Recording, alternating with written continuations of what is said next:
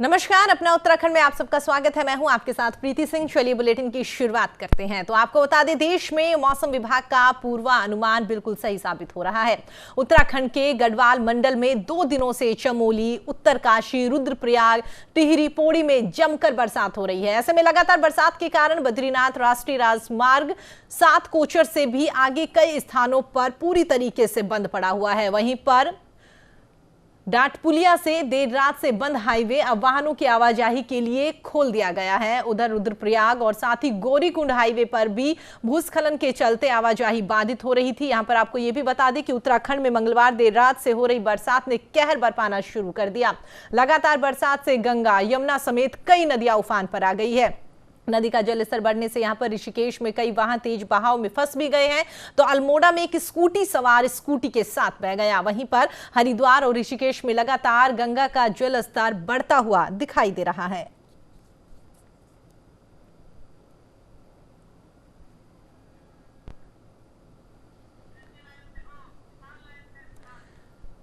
चलिए आगे बढ़ते हैं। तो आपको बता दें, इस खबर पर हमारे साथ बातचीत करने के लिए हमारे सहयोगी विशाल हमारे साथ जुड़ गए हैं। विशाल, जिस तरीके से कह सकते हैं कि पहले से ही मौसम विभाग की ओर से इस बात को लेकर अलर्ट जारी कर दिया गया था कि आने वाले दिनों में बरसात काफी हो सकती है और वो अनुमान यहां पर सही साबित हो रहा है। लेकिन सबसे बड़ा सवाल यही है कि मौसम विभाग ने अलर्ट जारी किया, लोगों ने उसका पालन भी किया, लेकिन उसके बावजूद भी जो निगम प्रशासन की ओर से लगातार बातें कही जा रही थी, उनकी पोल खुलकर सबके सामने आ गई। विशाल,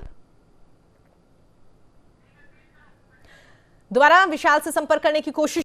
आपको बता दें, आप तस्वीरों में भी देख सकते हैं किस तरीके से बारिश का कहर जो है वो लगातार यहां पर दिखाई दे रहा है। मंगलवार से ही बरसात यहां पर हो रही है, जिसकी वजह से लोगों को काफी परेशानी का सामना भी यहां पर करना पड़ रहा है। साथ में आपको ये भी बता दें कि बहुत सारी गाड़ियां ऐसी हैं जो कि जल भराव होने की वजह से बीच सड़क में ही रुक गई है और एक स्कूटी सवार स्कूटी के साथ बह गया, ये खबर भी निकलकर सामने आ रही है। तो आप तस्वीर देख रहे हैं और इन तस्वीरों को देखकर अंदाजा लगा सकते हैं किस तरीके से सड़कें जो हैं वो पूरी तरीके से तालाब में तब्दील हो गई है। बहुत सारी सड़कें ऐसी भी है जहां पर पहले से गड्ढे बने हुए थे, जहां पर पानी भर गया और वहां पर अगर आवाजाही हो रही है तो लोगों को काफी परेशानी हो रही है। दुर्घटना का डर बना हुआ है। अब आप देख सकते हैं तस्वीरों में किस तरीके से बरसात का पानी जो है वो घरों में घुस गया। लोग घरों से बरसात का पानी निकालने के लिए काफी दिनों से मजबूर है।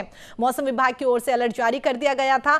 आम जन जो है उसने भी इस अलर्ट का पालन किया है। लेकिन सबसे बड़ा सवाल यही कि जब सरकार और प्रशासन को पता था, मौसम विभाग ने भी पहले कह दिया था कि आने वाले दिनों में तेज बरसात होगी, स्पेशली जो निचले इलाके हैं वहां पर पानी भर सकता है, लेकिन उसके बावजूद भी ना तो नालियों की सफाई करवाई गई है, ना ही नालों की सफाई करवाई गई, ना ही आसपास की जो एरिया है जहां पर सरकार और प्रशासन को पता है कि पानी इकट्ठा हो जाता है, वहां पर निकासी के भी कोई इंतजाम नहीं किए गए हैं। और उसकी वजह से साफ तस्वीरें यहां पर दिखाई दे रही है कि किस तरीके से लोगों को काफी परेशानी का सामना करना पड़ रहा है। बहुत सारी ऐसे सड़कें हैं जहां पर जल भराव होने की वजह से जो आवाजाही थी वो पूरी तरीके से रोक दी गई है, जिसकी वजह से लोगों को परेशानी हो रही है क्योंकि जो जहां पर था वो वहीं पर रुका हुआ है।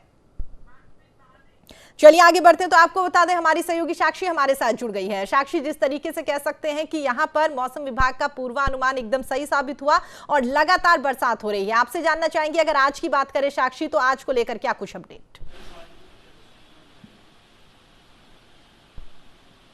बिल्कुल प्रीति, देखिए जिस तरीके से देखा जा सकता है कि मौसम विभाग ने पहले ही ये बात से इत्तला कर दिया था कि बारिश जो है जमकर होगी। अगर कुमाऊं क्षेत्र की बात करें तो वहाँ पर जो है मध्यम से भारी बारिश देखने को मिलेगी, तो वहीं निचले अगर बात करें मैदानी क्षेत्रों की तो वहाँ पर भी मध्यम से भारी बारिश की जो है चेतावनी मौसम विभाग ने पहले ही दे दी थी, जिसके चलते अगर देखा जाए तो सड़कों पर गड्ढों में पानी भरने की समस्या जो है सामने आ रही है। और इसके अलावा अगर बात करें तो नदियों का भी जलस्तर बढ़ता हुआ नजर आ रहा है, जिसके चलते जो है सरकार और प्रशासन जो है मुस्तैद है। अगर बात करें तो एसडीआरएफ की टीम जो है पहाड़ी क्षेत्रों पर तैनात हो चुकी है। अगर कोई भी लैंडस्लाइड जैसी स्थिति होती है, आकाशीय बिजली गिरने की ऐसी कोई संभावना जो है उत्पन्न होती है, तो उसको लेकर जो है पूरी तैयारी प्रशासन की है। और उसके अलावा अगर बात करें प्रीति, जिस कदर देखा जा सकता है कि अब तेज बारिश जो है रात से ही अगर कल की बात करें तो हो रही है, तो उसको लेकर भी कहीं ना कहीं अब प्रशासन अलर्ट में है, क्योंकि बहुत सारे अगर रूट्स की बात करें तो वहाँ पे सड़कों की डैमेज की बात भी सामने आती है, जिसको लेकर जो है रूट भी डाइवर्ट कर दिए गए हैं ट्रैफिक कंट्रोल द्वारा। और इसके अलावा जो भी ऐसे एरिया हैं, अगर पहाड़ों की बात करें जहां पर खतरा बढ़ सकता है, जहां पर अगर बात करें तो लैंडस्लाइड जैसी स्थिति हो सकती है या पत्थर गिरने जैसी स्थिति उत्पन्न हो सकती है, तो उसको लेकर जो है सचेत है प्रशासन। जी, इसके अलावा साक्षी, जिस तरीके से कह सकते हैं कि बरसात इतनी ज्यादा वहां पर हो रही है, हम तस्वीरों में भी देख सकते हैं किस तरीके से सड़कें जो हैं वो पूरी जलमग्न हो गई है, और साथ ही बहुत सारी सड़कें ऐसी भी हैं जहां पर जो गाड़ियां हैं वो पानी इतना ज्यादा सड़कों पर भर गया है कि गाड़ियां अब हिल भी नहीं वहां पर पा रही। तो कह सकते हैं कि उसको लेकर प्रशासन की ओर से क्या कुछ इंतजाम किया जा रहा है? कुछ निकासी के इंतजाम किए जा रहे हैं कि पानी निकले, गाड़ियां जो है वो यहाँ पर सही सलामत रहे, या जिसे जहां पर जाना है वो इजिली वहां पर पहुंच पाए?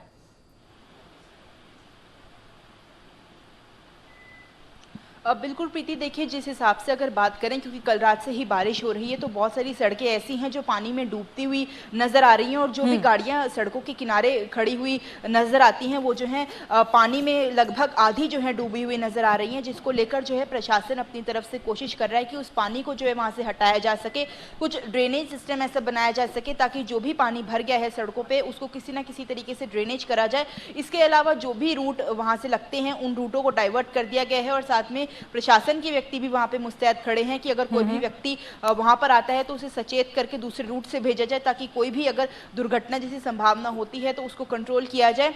इसके अलावा अगर बात करें तो जो पुस्ते होते हैं वो भी टूटने की बात जो है लगातार सामने आ रही है, और तमाम जो है तस्वीरों के माध्यम से हमने ये भी देखा कि कुछ पेड़ भी जो है रात को, क्योंकि तेज हवा चली, उसके चलते जो है गिरे हैं। इसके चलते जो है 24 आवर्स जो है अलर्ट है प्रशासन, क्योंकि देखिए जिस हिसाब से अगर बात करें, अगर हम बात करें तो डालनवाला को जो मार्ग जोड़ता है उसके बीच में जो पुल है वो भी टूटने की बात जो है सामने आई थी। इसको लेकर जो है प्रशासन ने अपनी तरफ से पूरे इंतजाम ये किए हैं कि कोई भी व्यक्ति अगर उधर से गुजरता है तो उसको सचेत किया जाए। जी प्रीति, इसके अलावा अगर हम बात करें रेन बसेरों की, क्योंकि अमूमन ये देखने को मिलता है जब भी बरसात होती है तो फुटपाथ पर जो लोग रहते हैं, जिन लोगों के पास घर नहीं है, जो मजबूरी में बाहर रह रहे हैं, उनके लिए सरकार प्रशासन काफी इंतजाम करती है। अगर उत्तराखंड की बात हम साक्षी यहाँ पर करें और रेन बसेरों की बात करें तो वहां पर क्या कुछ इंतजाम किए गए हैं? क्या कुछ गाइडलाइंस वहां पर सरकार की ओर से जारी की गई है, या वहां पर जाकर अगर हाल देखा तो क्या कुछ वहां पर नजारा दिखाई दिया?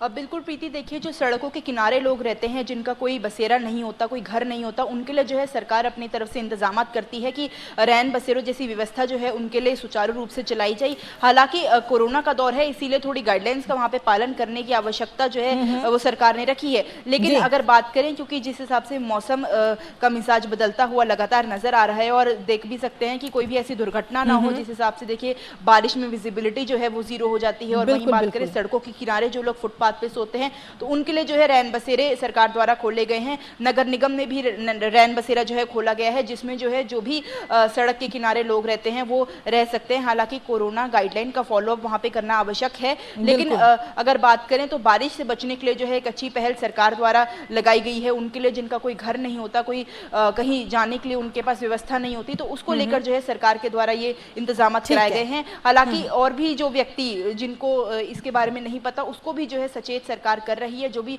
सड़क के किनारे रहते हैं उनको जो है वहां से हटा के रैन बसेरों में भेजने का जो है पूरा इंतजाम जो है सरकार कर रही है। प्रीति, ठीक है, आप हमारे साथ साक्षी बनी रहिएगा, दोबारा आपका रुख करेंगे। इसी बीच हम आपको बता दें चमोली से सत्येंद्र हमारे साथ जुड़ गए हैं। सत्येंद्र, जिस तरीके से कह सकते हैं कि लगातार कल रात से ही बरसात हो रही है, चमोली की अगर हम बात करें तो वहां पर फिलहाल क्या कुछ स्थिति? देखिए लगातार बीती रात से जो बारिश हुई है उसके बाद जो नदियों का जो जलस्तर है वो काफी बढ़ चुका है, और साथ ही जो हाईवे है बद्रीनाथ राष्ट्रीय राजमार्ग है जो तो कई जगहों पे बाधित हुआ है, क्योंकि ऊपर पहाड़ी से लगातार मलबा आने से 2-3 जगहों पे बद्रीनाथ हाईवे बाधित था। फिलहाल वहाँ पे जो कार्यदायी जो संस्थाएं हैं वो सड़क मार्ग को खोलने में लगी है, और कई जगह अभी भी ऐसी है अगर यहाँ पे तो वो कई जगहों पे अभी सड़कों को वहाँ पे जो मलबा है वो साफ किया जा रहा है। फिलहाल बारिश यहाँ पे रुकी हुई है, लेकिन जो जिस तरह से बारिश लगातार रात को हो रही है तो उसके बाद कहीं ना कहीं यहाँ का जो आम जनजीवन है वो अस्त व्यस्त हुआ है, क्योंकि इसके बाद जो कोरोना काल है उसके बाद व्यापारियों में थोड़ा उनकी दुकानें जो खुली थी, उसके बाद फिर बारिश से अपना तांडव मचा रही, तो ऐसे में काफी मुश्किलों का सामना यहाँ पे लोगों को करना पड़ रहा है। बिल्कुल सत्येंद्र, जैसा हम सभी जानते हैं कि वाकई काफी संवेदनशील एरिया है चमोली, और अगर फिलहाल हम वहां की बात करें जो निचले इलाके हैं, क्योंकि तस्वीरों में साफ दिखाई दे रहा है जो निचले इलाके वहां पर इतना पानी भर गया कि घरों के अंदर पानी घुस गया है। लोग मजबूर हो रहे हैं घरों से किसी तरीके से पानी बाहर निकले, लेकिन बाहर पानी निकाल रहे हैं तो वहां पर पहले से सड़क पूरी तरीके से जलमग्न हो गई है। तो जो निचले इलाके हैं वहां पर राहत पहुंचाने के लिए कुछ इंतजाम सरकार की ओर से, सत्येंद्र? फिर देखिए, जिस तरह से मौसम विभाग ने अलर्ट जारी किया हुआ है बारिश का, तो इसके बाद जो अलकनंदा और पिटरू जो नदी है उसके जो किनारे पे जो निचले जो इलाके वो बसे हैं, वहाँ पे लगातार हमेशा खतरा बना रहता है कि अगर नदी का जलस्तर बढ़ता है तो लोगों के मकानों में पानी घुसने का डर होता है। फिलहाल अभी जो नदी का जलस्तर है वो खतरे के निशान से 2 मीटर नीचे, अगर फिर बारिश शुरू होती है तो उसके बाद जो पानी का जलस्तर है वो बढ़ेगा और लोगों के लिए मुसीबत पैदा कर सकता है। फिलहाल जो प्रशासन है वो अलर्ट मोड में यहाँ पे है और किसी भी प्रकार की कोई कहीं पे घटना होती तो उससे प्रशासन एक तरफ से मुस्तैद यहाँ पे खड़ा हुआ है। फिलहाल बारिश रुकी हुई है, लोगों ने राहत की अभी सांस ली है, लेकिन जो सड़कें हैं वो लगातार जगह जगह टूटी हुई है और कई बस्तियां ऐसी हैं जहाँ पे सड़क का जो पानी है, मलबा है, लोगों के घरों में घुसा है और जो कार्यदायी संस्थाएं कई जगहों पे उनकी लापरवाही भी साबित हुई है, क्योंकि उनके द्वारा जो मलबा था वो साफ नहीं किया गया। उसके बाद वो जो मलबा है लोगों के घरों में घुसा है। जी ठीक है सत्येंद्र, आप हमारे साथ बने रहिएगा। साक्षी, जिस तरीके से अभी सत्येंद्र की ओर से कहा गया है कि वाकई ही प्रशासन जो है वो लगातार यहाँ पर इंतजाम करता हुआ नजर आ रहा है, लेकिन सबसे बड़ा सवाल साक्षी यही निकल कर आता है कि हर बार जब बरसात होती है तब यही हालात देखने को मिलते हैं। तो कहीं ना कहीं कह सकते हैं कि प्रशासन को पहले से अलर्ट होने की जरूरत है। जब मौसम विभाग की ओर से कह दिया गया, आमजन भी इस बात को लेकर अलर्ट है, तो कह सकते हैं कि प्रशासन को भी अलर्ट रहने की जरूरत है ताकि हर बार की तरह इस बार भी ये नजारा ना दिखाई दे।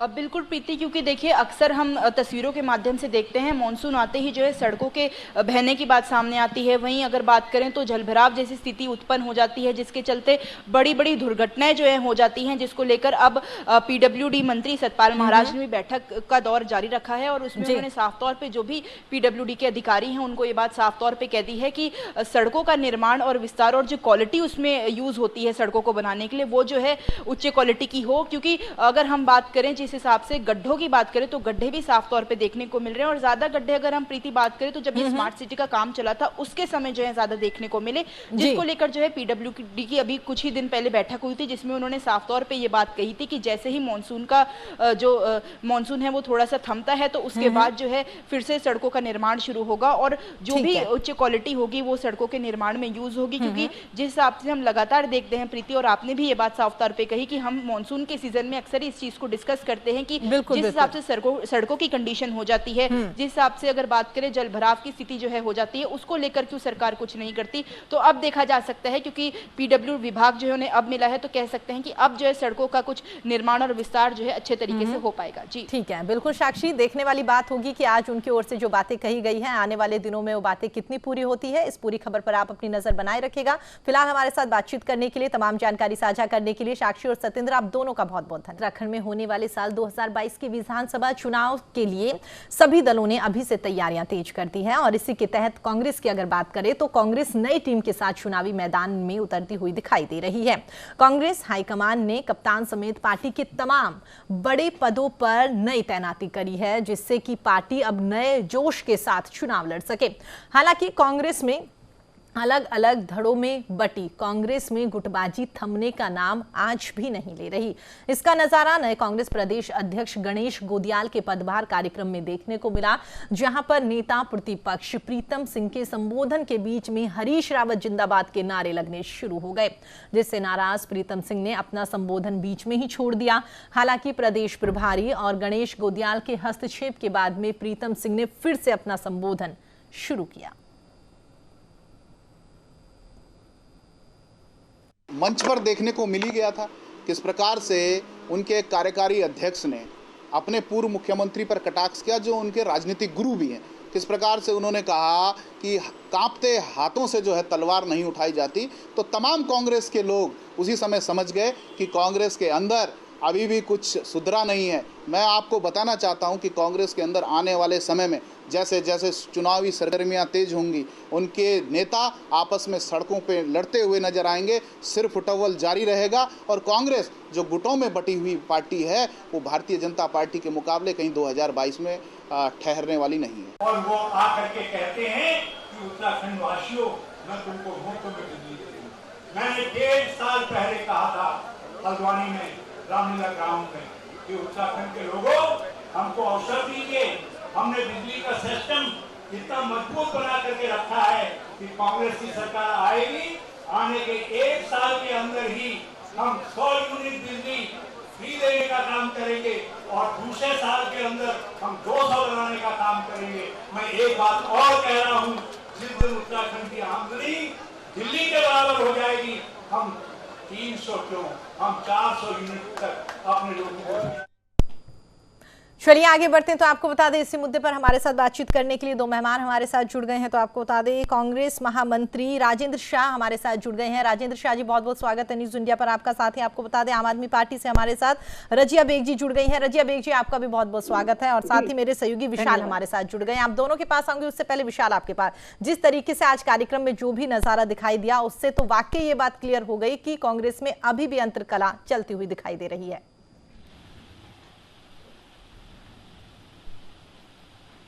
बिल्कुल प्रीति, क्योंकि देखिए इस तरह की लगातार जो चीज़ें हैं वो होती हुई नज़र पहले से ही आती रही हैं। और ऐसे में देखिए जब क्योंकि प्रदेश अध्यक्ष गणेश गोदियाल को नई जिम्मेदारी मिली, हालांकि पूरी पार्टी में जिस तरह से देखिए जो प्रदेश अध्यक्ष प्रीतम सिंह थे उनको नेता प्रतिपक्ष बनाया गया और उसके बाद गणेश गोदियाल को प्रदेश अध्यक्ष की जिम्मेदारी दी गई। लेकिन जब उनका पदभार का ग्रहण समारोह था तो ऐसे में देखिए, और उससे पहले भी इस तरह की जो चीज़ें थी वो हो चुकी है, क्योंकि जब एक बार पहले भी हमने प्रदेश अध्यक्ष प्रीतम सिंह से जब हमने सवाल किया था कि क्या पार्टी हरीश रावत के चेहरे पर चुनाव लड़ेगी, तब भी उनका जो रुख था वो थोड़ा अलग था। देखिए क्योंकि इस तरह की जो चीजें हैं वो कहीं ना कहीं पार्टी को थोड़ा कमजोर जरूर करती हैं। और ऐसे में देखिए साफ तौर से इस तरह की जो चीजें हैं वो लगातार नजर आती रही हैं, क्योंकि जब जब ऐसी सूर चले हैं कि जो सीएम चेहरा है वो हरीश रावत को बनाया जाए, तो तब भी जो प्रीतम सिंह जी हैं उनकी तरफ से कोई अच्छे संकेत नहीं मिले। हालांकि उन्होंने हमेशा यही कहा है कि पार्टी जो है वो राहुल गांधी और सोनिया गांधी के चेहरे पर ही यहाँ पर जो है वो चुनाव लड़ती हुई नजर आएगी उत्तराखंड में भी। और देखिए सभी की भूमिका बड़ी महत्वपूर्ण है, ऐसा उनका कहना था। लेकिन साफ तौर से उनका जो देखने को मिला है लगातार, क्योंकि जब देखिए प्रीतम सिंह जो प्रदेश राजेंद्र शाह जी, जिस तरीके से मेरे सहयोगी विशाल गर्ग की बातें आपने सुनी होगी और तमाम मीडिया कर्मी वहां पर मौजूद थे, जब कह सकते हैं कि प्रीतम सिंह के संबोधन पर हरीश रावत जिंदाबाद के नारे वहां पर लगने लगे। अब तो आप एक्सेप्ट कर लीजिए कि वाकई यहां पर अभी भी बहुत ज्यादा जरूरत है तमाम लोगों को एकजुट करके विधानसभा चुनाव से पहले तैयारी करने में। लगाना कोई अनुशासनहीनता थोड़ी है। नारे तो देखिए ऐसा है कि अगर कोई अति उत्साही हमारा कार्यकर्ता है, अगर वो नारे लगा रहा है तो समझा दिया गया कि भाई भाषण दे रहे हैं तो बीच में डिस्टर्बेंस हो रही है, आप नारा बंद कर दीजिए। उसके बाद नारा बंद हो गया। प्रीतम सिंह जी ने अपनी बात पूरी कही और उसके बीच में कहीं भी कोई नारा नहीं लगा। ये छोटी मोटी चीजें ये चलती रहती है। भाजपा के हमारे मित्र अभी कह रहे थे, मैं उनकी बात सुन रहा था कि कांग्रेस में बड़ी भाई इनके तो 4.5 साल से कभी महाराज जी के वहाँ आश्रम में कोई कूड़ा फेंक दे रहा है, कोई 3 वहाँ के विधायक नाराज है, कोई इनका तो 4.5 साल से लगातार यही चल रहा है। 3 मुख्यमंत्री इन्होंने लगातार हमें दे दिए, पहले ही 4-5 मुख्यमंत्री पहले ही दे रखे थे। ऐसा अब ये अपने घर को संभाले, कांग्रेस में कोई दिक्कत नहीं है, बड़ा परिवार है। अब इनके तो अभी 4 दिन हुए नहीं है जिस तरह की इनकी लट्ठम लट सूत न कपास लट्ठम लट्ठा इनके यहाँ हो रखी है। और अभी भी मुख्यमंत्री से इनके कई लोग संतुष्ट नहीं है। और जिस तरह से इन्होंने जो है विभागों की बंदर बाट करके थोड़े दिन के लिए चुप कराया, ये अभी 1-2 महीने बाद देखिए ये जो तूफान से पहले की शांति है। और मैं आज आपको कह रहा हूँ ये 2 या 3 महीने बाद देखिए यहाँ फिर दोबारा से इनके बीच में झगड़ा होने वाला है। हमारे यहाँ ऐसा कुछ नहीं है। प्रीतम सिंह जी को नेता प्रतिपक्ष की जिम्मेदारी दी है, गोदियाल अध्यक्ष बने हुए और पूरी टीम में आज हमारी जो तमाम कमेटी जो डिक्लेयर हुई थी उन कमेटियों की बैठक हो गई है, संयोजक अध्यक्ष और उपाध्यक्ष की। इसके बाद मेंबर है लगभग 170-72 मेंबर्स है, उनकी बैठक हुई। हम लोग बिल्कुल पूरी तरीके से चुनावी मूड में आ चुके हैं और बहुत जल्दी हमारे पूरी कुमाऊं मंडल से गढ़वाल मंडल में यात्राओं का जो कार्यक्रम है वो शुरू होने। ठीक है, बने रहिए हमारे साथ। रजिया बेग जी, जिस तरीके से राजेंद्र शाह जी की ओर से जो बातें कही गई हैं, उन्होंने कहा कि वाकई अति उत्साहित कार्यकर्ता वहां पर हो गए थे, उनकी ओर से नारेबाजी वहां पर शुरू कर दी गई थी और उसके बाद में नारेबाजी को शांत करवाया गया तो प्रीतम सिंह जी ने अपना संबोधन दोबारा शुरू कर दिया। आप इसे कैसे देखते हैं? और साथ ही आम आदमी पार्टी की अगर हम बात करें तो किससे सीधा मुकाबला लगता है? देखिए हमारा तो उनसे कोई मुकाबला नहीं है। इस समय आम आदमी पार्टी उत्तराखंड के अंदर सरकार बनाएगी और जो अभी चल रहा है चर्चा कि प्रीतम सिंह जी बोल रहे हैं, उसी बीच में उत्साहित हो गए लोग। अगर उत्साही लोग थे तो फिर प्रीतम सिंह जी को नीचे क्यों उतारा? फिर इनका शीर्ष नेतृत्व इतना ज्यादा इनसे सड़प क्यों था कि उन्हें नीचे उतार दिया? और अब इनके पास कई महीनों तक तो इनको नेता प्रतिपक्ष मिला नहीं। राजेंद्र जी आऊंगी, बात कंप्लीट होने दीजिए। नेता प्रतिपक्ष नहीं मिला, इसलिए इनके घर में इतनी उठक फटक हो गई कांग्रेस में। तो कांग्रेस का पूरा खाका खुल चुका है लोगों के बीच में कि वहाँ कहीं भी एकजुटता नहीं है, लोग असंतुष्ट हैं, कार्यकर्ता असंतुष्ट हैं। अगर ऐसा ना होता तो 200 लोगों की कमेटी पे डिसबैलेंस क्यों? किसी को भी संतुष्ट नहीं किया गया और ऐसी कमेटी बनाई गई है कि कोई भी संतुष्ट नहीं है। सब जगह लगातार मीटिंगें चल रही लोगों कार्यकर्ताओं के बीच में, बिल्कुल उससे महरूम किया गया है। तो कैसी एकजुटता है इनके बीच में? ये देखिए, मेरा ये कहना है कि चाहे भाजपा है चाहे कांग्रेस है, दोनों पार्टियों ने दुर्भाग्य उत्तराखंड का, दोनों पार्टियों ने उत्तराखंड को खत्म करके रख दिया है। ये अब जनता को देखना होगा कि ऐसी पार्टी, और कांग्रेस के नाम पे अगर बात करें, अभी 11 सीट थी कांग्रेस की, और आने वाले टाइम पे मुझे नहीं लगता कि 2 सीट भी आने वाली है। तो साफ दिखाई दे रहा है 2 सीटें नहीं आएंगी 2022 में उत्तराखंड में कांग्रेस की, ये तय है बिल्कुल। और भाजपा औंधे मुंह गिरने वाली है। ठीक है तो राजेंद्र शाह जी, ठीक है, आती हूँ आपके पास। राजेंद्र शाह जी, उनकी ओर से जो बातें कही गई हैं उनका जवाब। देखिए, आम आदमी पार्टी ये दिल्ली नहीं है, ये उत्तराखंड है। यहाँ हर जो है, जब गदेरों में निकलते हैं तो हवा चेंज हो जाती है यहाँ जी। यहाँ हर उसमें जो है, अगर आप एक लाइन से दूसरी लाइन में चलोगे, सतपुली से चल के और चमोली तक जाओगे, अगर नारायणबगड़ दसोली पोखरी में, यहाँ जो है बोली भाषा बदल जाती है। ये नए खिलाड़ी हैं, इनका कुछ है नहीं, कुछ नहीं कर सकते। इनकी अगर एक भी विधायक जीत जाए तो आप कह देना। अभी तो इनके जिनको ये आगे कर रहे हैं, कुछ कह रहे हैं, अभी हम इनके नेतृत्व में लड़े, इनको घोषित करें। जैसे ही घोषित करेंगे, ये अपना जो मुख्यमंत्री का उम्मीदवार, तत्काल प्रभाव से भाजपा इनके ऊपर मुकदमे दर्ज करवा देगी भ्रष्टाचार के। ये मैं आपके बीच में कह रहा हूँ बहुत स्पष्ट तरीके से। और पीछे भी जब ये एक बार बैठक कर रहे थे, आपको मीडिया के लोगों को याद होगा कि इन्होंने कहा था कि हम पौड़ी में प्रेस करेंगे। जैसे ही देहरादून से भाजपा के नेताओं के फोन गए, उन्होंने वो प्रेस कैंसिल कर दी और गायब हो गए। जो केदारनाथ पुनर्निर्माण का जो 150 करोड़ का काम हुआ है जी, उसमें जितना भ्रष्टाचार है, ये भाजपा तो मुकदमा दर्ज कर रही थी, अभी नहीं कर रही है, अभी कर देगी अगर जैसी घोषित करोगे तो। हमें उसमें कुछ नहीं कहना है किसी को। हमारा जहां तक कांग्रेस का सवाल है, देखिए कांग्रेस बहुत बड़ा परिवार है, बड़ी पार्टी है, और मैं दावे से कहता हूं कि 2022 में कांग्रेस के नेतृत्व में सरकार का गठन यहाँ होगा। ठीक है, और आम आदमी पार्टी कहीं कोई ठीक है, लेकिन सबसे बड़ा सवाल यही ना राजेंद्र जी कि वाकई अगर एक परिवार है, इतनी बड़ी पार्टी है, तो वो एकजुटता यहाँ पर दिखनी भी चाहिए। वो एकजुटता दिखाई नहीं देती। बार बार क्यों मीडिया कर्मचारियों को या क्यों किसी दूसरी पार्टी को मौका मिलता है ये कहने का कि वाकई कांग्रेस में अंतर्कलह चलती हुई नजर आ रही है? भाई, मीडिया को भी तो खबरें दिखानी है प्रीति जी। मीडिया क्या दिखाएगी? अगर सब ठीक हो जाएगा तो मीडिया क्या दिखाएगी? ठीक है, तो मतलब आपको लगता है कि मीडिया को दिखाने के लिए इस तरीके से वहां पर ये कार्यक्रम किया जाता है, या इस तरीके से वहां पर ऐसा माहौल क्रिएट किया जाता है ताकि मीडिया को खबरें मिलती रहे? ठीक है, रजब एक जी, एक आखिरी कमेंट चाहूंगी आपसे। ठीक है राजेंद्र जी। जी, देखिए, मीडिया एक दूसरे की पैरेलल चल रही है, ये एक दूसरे को ही सपोर्ट कर रही है। जो कांग्रेस है वो भाजपा, जो भाजपा है वो कांग्रेस है, तभी तो इन्हें पता होता है कि क्या होने वाला है। तो मेरा तो ये कहना है कि जो कांग्रेस है ना, अभी लोग कांग्रेस करते हैं, जो लोग भी है कांग्रेसी भी जो कर रहे हैं, वो उसकी पैरेलल पार्टी है। ठीक है, और आने वाले टाइम पे ये इसी तरह से करेंगे। कांग्रेस को जो जिताएगा वो भाजपा में चले जाएगा। तो इनका तो एक मुद्दा ही है ये सब। चलिए, इनका कोई ठीक है, बिल्कुल बगैर एजेंडे के इतना वक्त नहीं है, वरना और भी चर्चा को आगे बढ़ाते हैं। अब ये तो वक्त बताएगा कि चुनाव होने के बाद जब रिजल्ट आएगा कि कौन सी पार्टी किस पार्टी को सपोर्ट कर रही थी, या वाकई आम जन ने यहाँ पर किस पार्टी को जिताया। आप तमाम लोग हमारे साथ जुड़े, अपना कीमती टाइम निकाला, उसके लिए आप सभी का बहुत बहुत धन्यवाद। फिलहाल इस बुलेटिन में इतना ही। आप देखते रहिए न्यूज़ इंडिया। नमस्कार।